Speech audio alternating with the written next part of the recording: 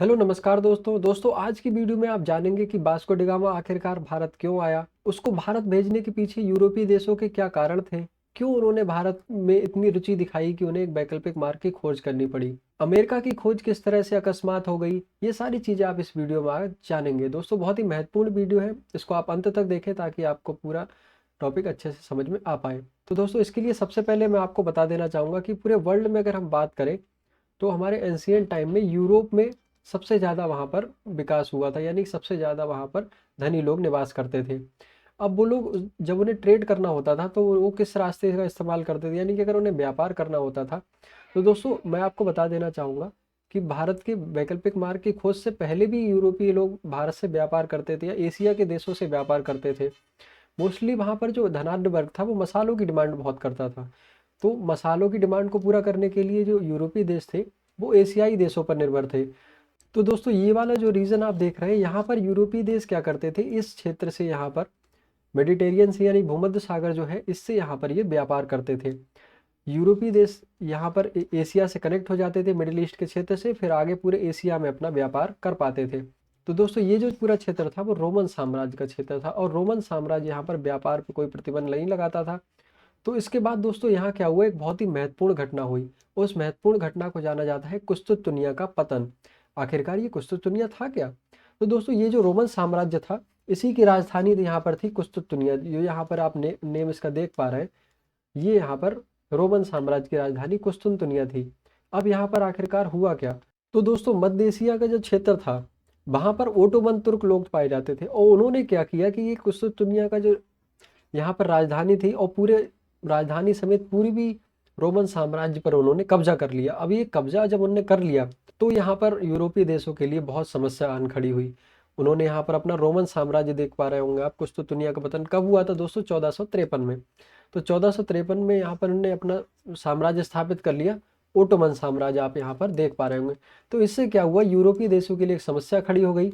अब उनके सामने ये संकट आ गया कि अब वो एशिया के साथ व्यापार कैसे करें। और यहीं से दोस्तों कहानी शुरू होती है व्यापारिक मार्गों की खोज की। तो दोस्तों अब इसके बाद आप समझिए कि कैसे करके यूरोपीय देशों ने यहाँ पर व्यापारिक मार्गों की खोज की बात शुरू की। तो दोस्तों सबसे पहले जो इस खोज के दिशा में दो देश सामने आए वो आए स्पेन और पुर्तगाल। ये जो आप यहाँ पर दो देश देख पा रहे हैं मैप में, स्पेन और पुर्तगाल दो देश जो थे इन्होंने यहाँ पर अपने यात्रियों को भेजा। और इसके द्वारा ही दोस्तों दो यहाँ पर बहुत ही महत्वपूर्ण घटनाएं हुई। दोस्तों मैं आपको यहाँ पर अब हाईलाइट कर देता हूँ। स्पेन के द्वारा यात्री भेजा गया था एक, उसका नाम था कोलंबस। आप जानते होंगे, इसका नाम आपने जरूर सुना होगा। बहुत ही विख्यात ये यात्री था क्योंकि इसने क्या किया था दोस्तों, अमेरिका की खोज की थी। अब अमेरिका की खोज करने के लिए ये नहीं निकला था, ये खोज करने के लिए निकला था भारत के ही वैकल्पिक मार्ग की। लेकिन यहाँ पर अंतर क्या था, दो यात्रियों को यहाँ भेजा गया, एक ये पुर्तगाल के क्षेत्र से एक स्पेन के देश से, दो देशों से यहाँ यात्री निकले। एक यहाँ पर वास्को डी गामा को भेजा गया। इनको ये टारगेट दिया गया कि आप, जैसे मैं आपको मैप के माध्यम से समझाता हूँ, देखिए जैसे ये आप यूरोप देख रहे हैं तो इनको टारगेट दिया गया, वास्को डी गामा को बोला गया कि आप पूरब की ओर से भारत की खोज कीजिए इस दिशा से।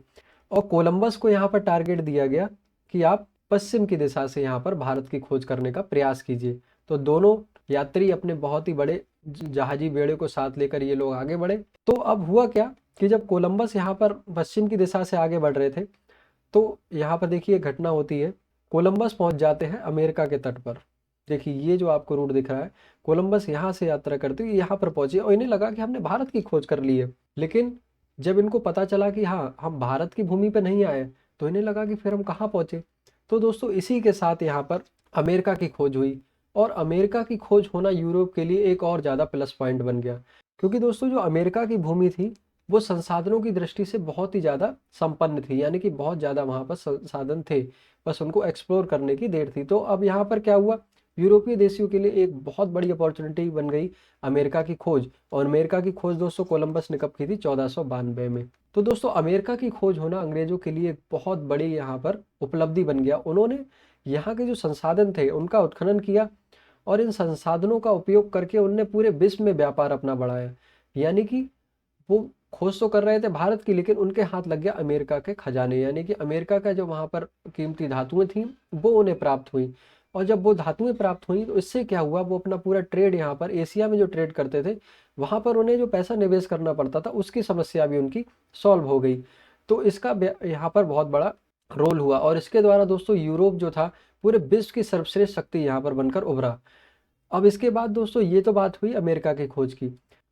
अब यहाँ पर वास्को डी गामा की बात करें तो वास्को डी गामा यहाँ पर पूर्व की ओर से यात्रा कर रहे थे। अब इनने यहाँ पर क्या किया देखिए, ये यहाँ पर पूर्व की ओर से यात्रा करते हुए पूरा अफ्रीका इनने पार किया। फिर यहाँ पर केप ऑफ गुड होप नाम का ये बिल्कुल अफ्रीका का जो दक्षिणी छोर है वहां पर ये पहुंचे। इसके बाद यहाँ पर अफ्रीका के पूर्वी तट पर होते हुए कई क्षेत्रों पे होते हुए मोम्बासा, मिलिंडी, ये कई क्षेत्र आपको दिखेंगे यहाँ पर, वो होते हुए ये अंततः कालीकट पर पहुंचे।